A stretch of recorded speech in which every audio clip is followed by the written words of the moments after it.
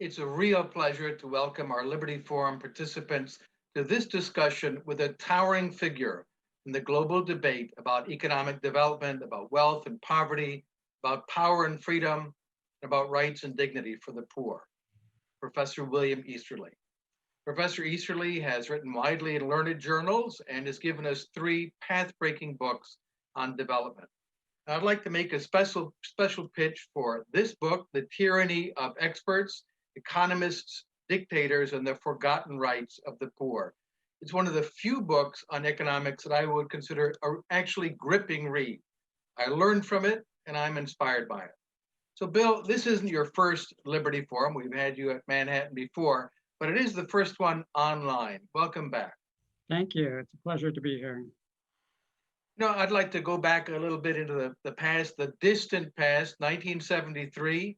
I took my macroeconomics course at University of Southern California, and we read Walt Rostow's classic, The Stages of Economic Growth. And he argued that what drove growth was investment. That's it, just more investment, more growth.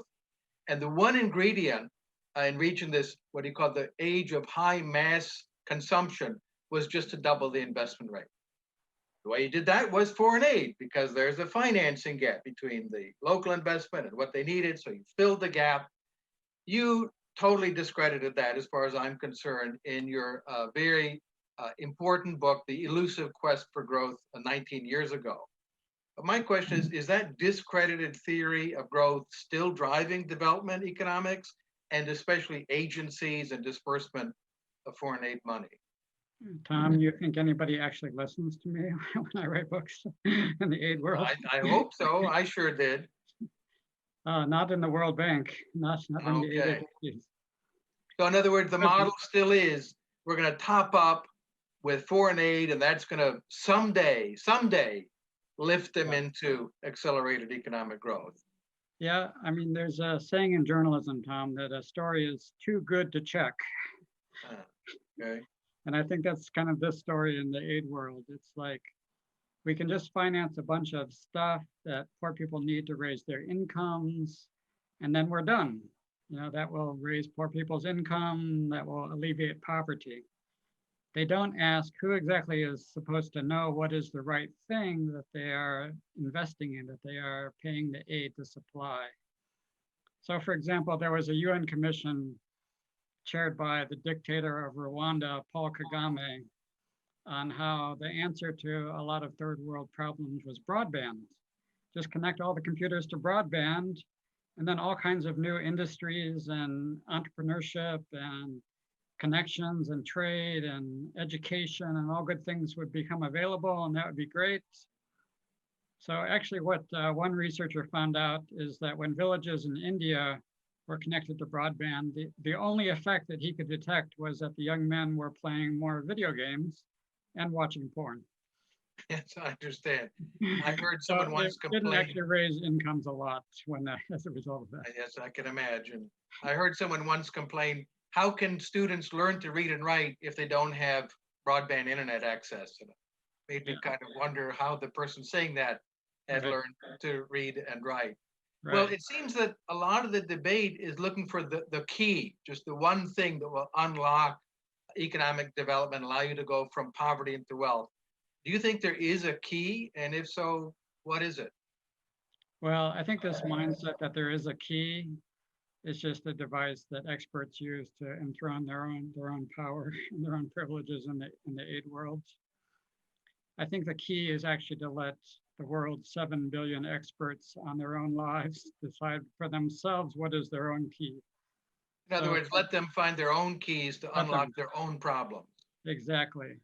So, for example, to take the broadband story that we were just talking about, that did not work, partly because of what I mentioned, and partly because a lot of villages don't have electricity, don't have computers. What actually did work amazingly well in Africa was the provision of very low-cost cell phones.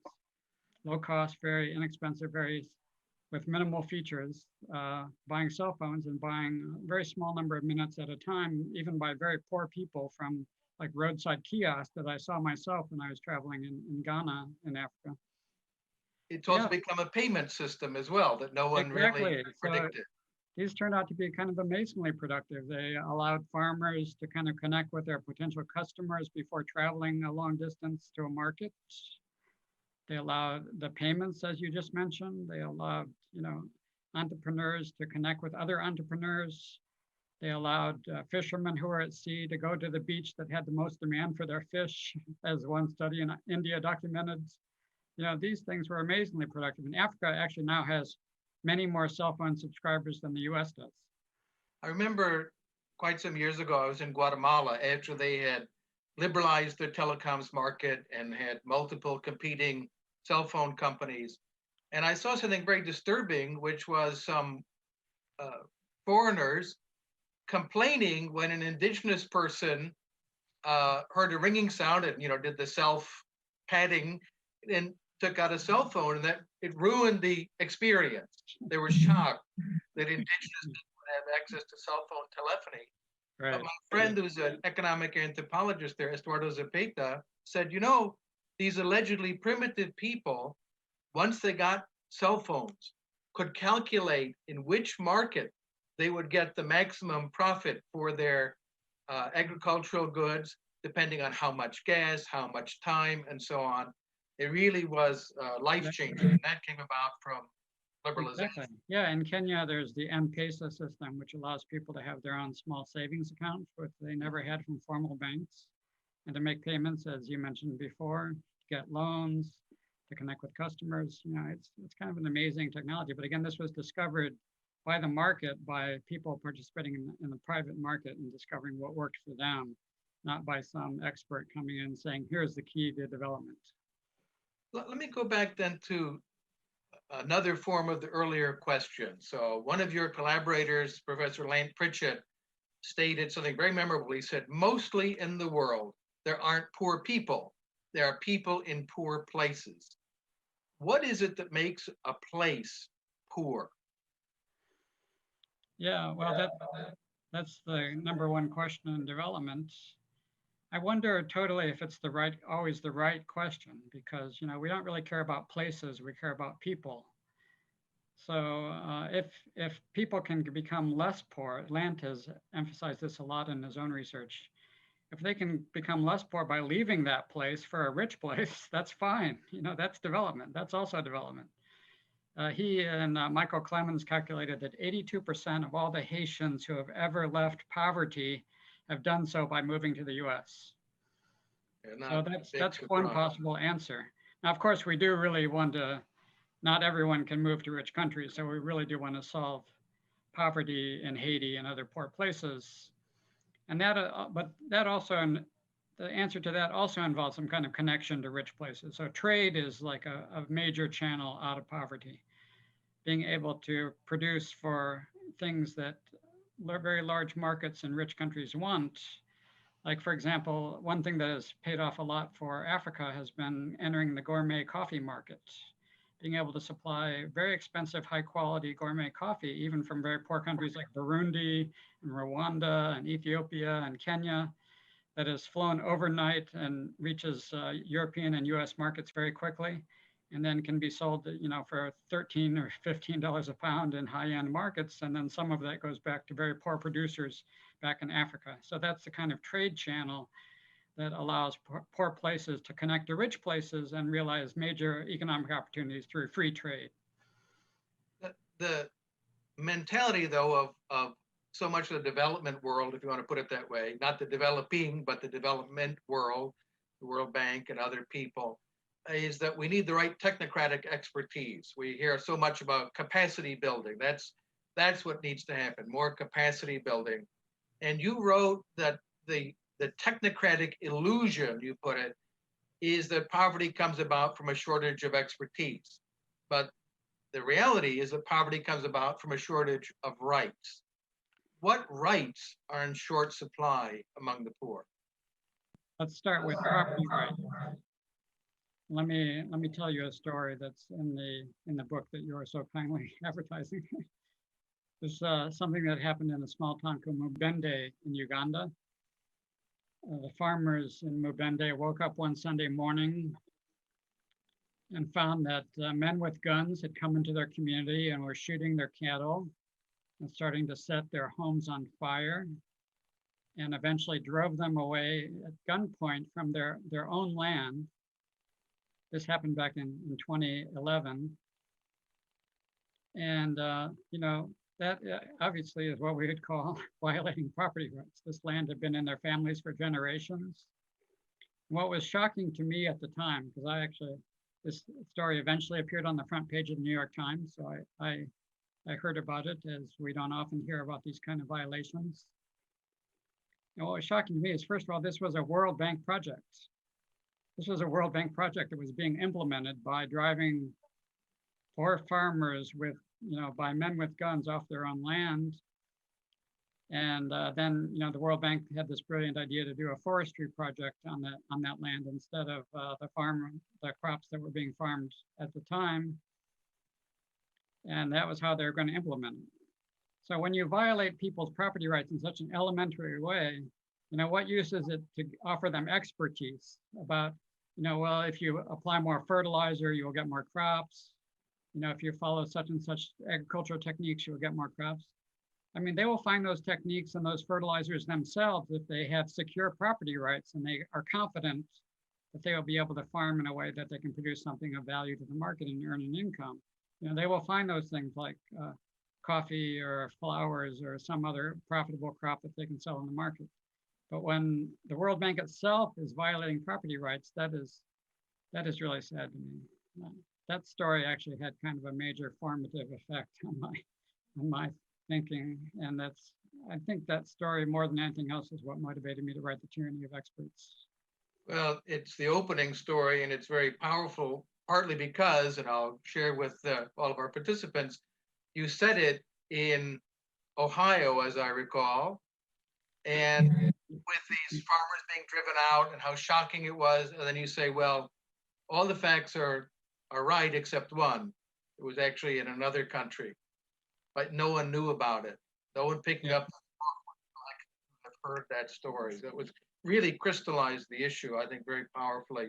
That meant a lot to me. The Ohio example, I was using my own hometown, Bowling Green, Ohio, and Wood County, Ohio, and imagining what would have been the reaction to that event if it had happened in Bowling Green, Ohio. There would have been outrage. There would have been, calls for investigation.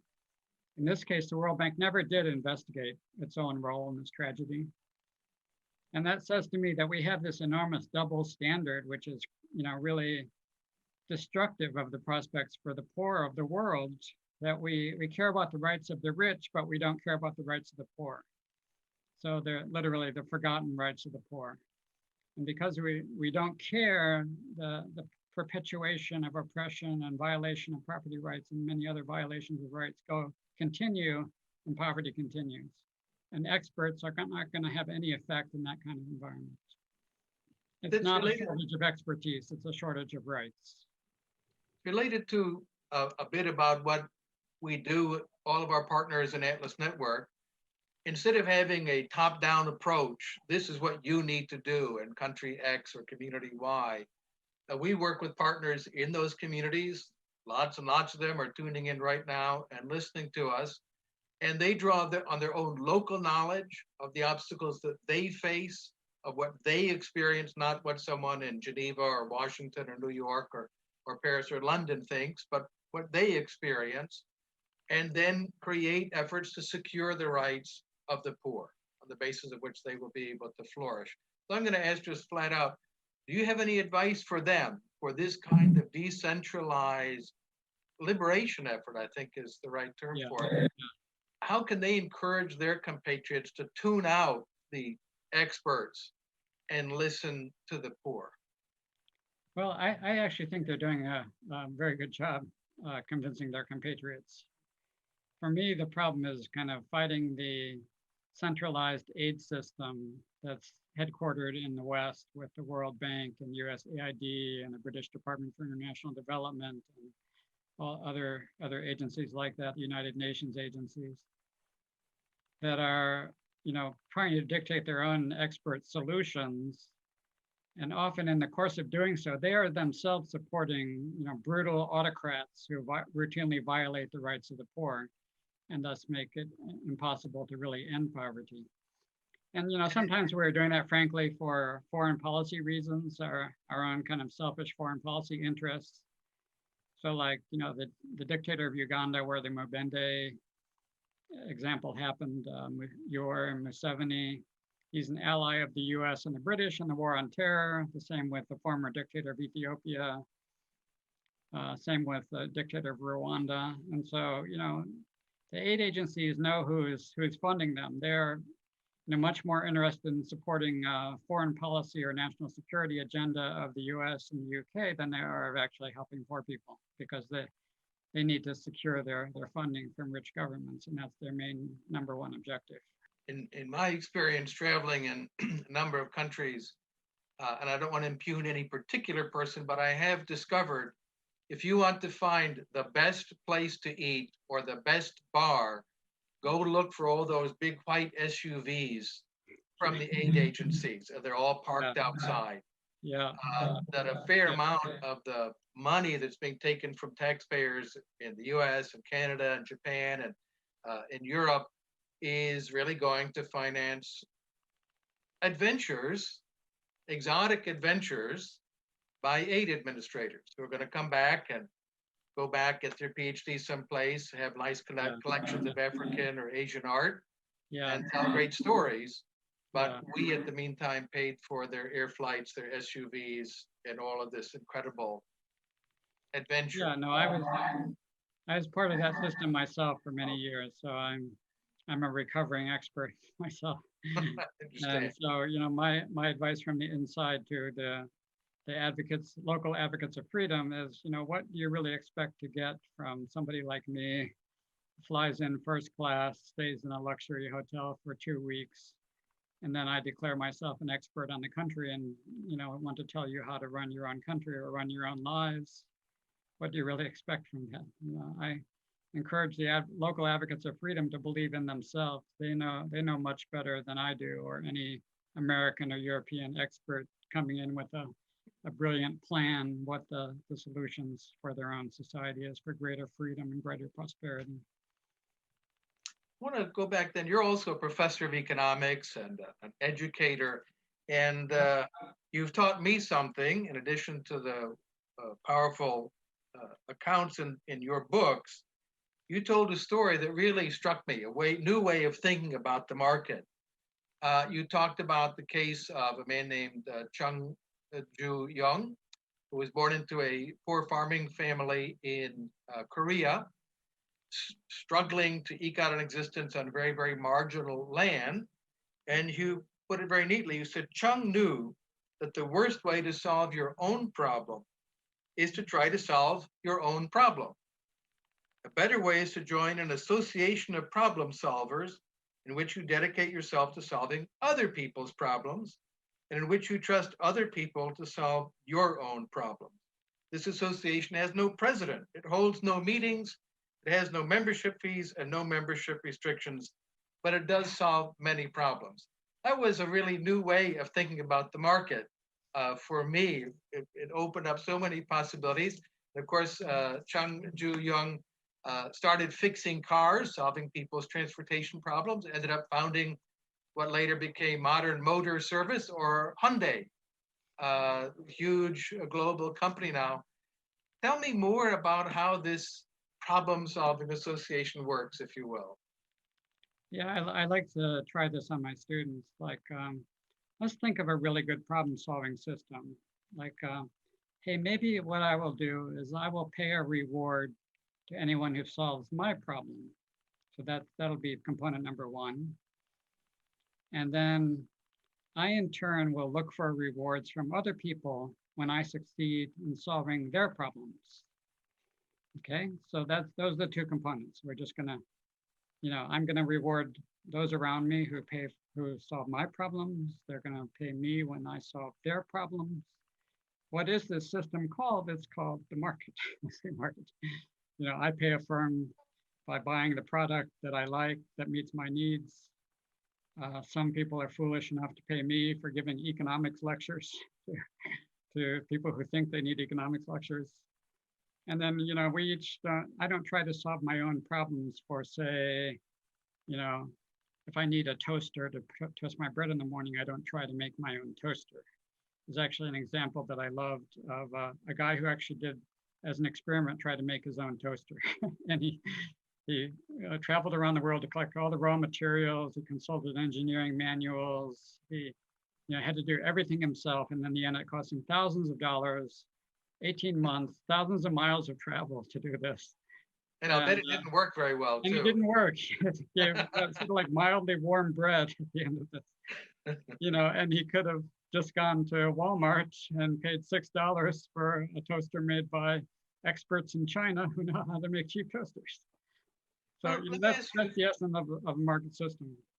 A follow-up question then. How important do you think economics education is? So there's incentives. A lot of the aid industry have a strong incentive to keep it going, although it's first-class airfares and so on. That surely is part of the story. How much of the story is made up of people not getting it, not understanding economics? Well, a lot of it is that way. Yeah, I mean, it's hard to explain to people that the answer is this sort of decentralized system of solutions, and it's a real, as Hayek recognized, this is a real uphill struggle. That the economist is not like the engineer who has like a direct solution to the problem. Like, here's the problem. Here's the engineer, come up with an exact, direct, immediate technical solution to the problem, and that's the problem to solve. It's like the economist, Hayek said, it's like the guy in the armchair who just sits around waiting for other people to solve the problems, and that's not an appealing message to a lot of people. But that is, in fact, how our problems get solved. That's, we can't help it. That is the way the world really works. That decentralized system of freedom, of economic and political freedom, of letting people make their own choices in the market, both of what problems they solve of other people and who is going to solve their problem, that is the way the market really works. And then the system of global trade is kind of like the best example of that. Like one thing I've learned from studying global trade is just how amazingly specialized everyone really is by very narrow categories of product. And not only that, by even which market the exporter is going to concentrate in. So one weird thing I found is that there's something going on that Egyptians have the franchise on making ceramic toilets for Italians. I don't know why that is. No aid plan or whatever have come up with that solution for the problems of Egyptians or Italians. But the global market allows that kind of decentralized search for who is best at solving each kind of problem for every other specific set of people. And that's just characteristic of the whole global trade system. It's Ecuadorians sending flowers to Russia. The US is being supplied by Colombians with flowers for me that I can buy to give to my wife. Kenyans are supplying flowers to the Dutch. People from Thailand are supplying flowers to Japan. There's no rhyme or reason to what's going on, but in the end, everyone is richer and more free because we've been allowed to make all of our own choices. I once debated a socialist professor who thought she really had me when she pointed out that the US, not people in America, the US exported tomatoes to Canada and imported them. I had to explain, well, it's different people, and they're not just something called tomatoes. There's tomato paste and steak tomatoes and tomatoes for salad and so on. Yeah. But she thought that was a demonstration. And again, the idea that Kenyans would grow flowers for Europeans, just outrageous waste in her view. I guess it takes a kind of special effort to deconstruct nation states as the actors. That's not what's going on. Yeah, right? It's not nations, it's individuals. It's the 7 billion experts solving their own problems. Now, you mentioned in the book something that's very powerful about the importance of history. Can you give us a snapshot? Why is history important to understanding economic development? Well, I think history, first of all, gives us the cases of countries that are now rich. that they became rich by becoming progressively more free, both in economic and political freedom. So, we don't want to leave them out by concentrating just on countries that are developing today. We want to have the full example from history of who has ever become rich. So that obviously is necessary. I think it was Milton Friedman who said, and I've repeated this many times to people in poor countries thinking about development. When you look to rich countries, United States, Canada, Western Europe, Japan, look to what they did when they were becoming rich, not Yeah, what the policies are now, when yeah, they're rich enough to afford dumb policies. yeah, yeah, Um, yeah, totally. More recent history is that, what is the biggest thing that has happened over the past 40 years? Well, it's been the end of communism, the transition from communism to not perfectly free society, obviously, but much freer society, much more participation in global trade and markets, much more market-oriented systems. China obviously has made a huge conversion from a Stalinist economy to a market economy. Again, far from the kind of freedom we would love to see, but still a movement in the direction of freedom. Same thing has happened to a lesser degree in Africa, Asia, Latin America. There's been moved away from the most extreme forms of state intervention and state planning. And what has been the result of all of this over the past 40 years? The global rate of people in extreme poverty has dropped from around 40% of the world's population to less than 10% of the world's population. So you may not like the answers, but the answers are working. They may not be good for slogans for charities and NGOs and aid agency fundraising campaigns, but they are good for poor people. Let me ask a question. If there was one thing that you wish policymakers and the chattering classes and so on understood in wealthy countries, what would it be? And then the same question for people in underdeveloped countries. I think I would have almost the same answer actually for both. It's like one of the big problems is the arrogance of experts who claim to know the answers. And the beginning of wisdom is to say that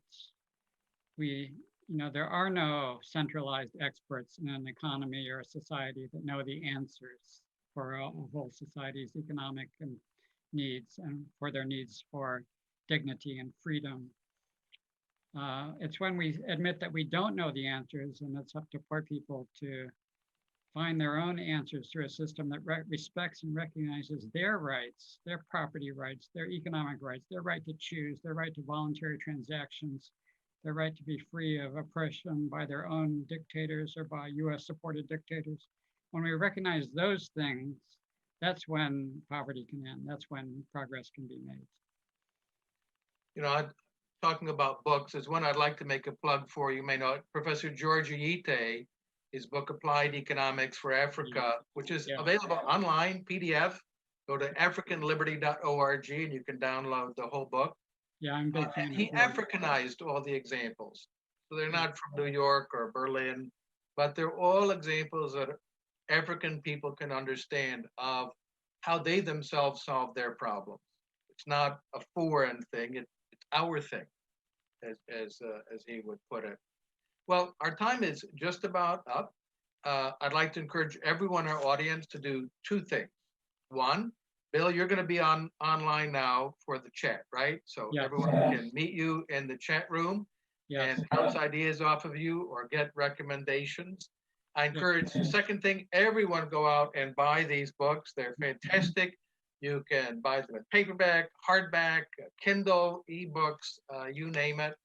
And so I'd like to say, Bill, thank you very much for your time, for your wisdom, your experience, and also your generosity.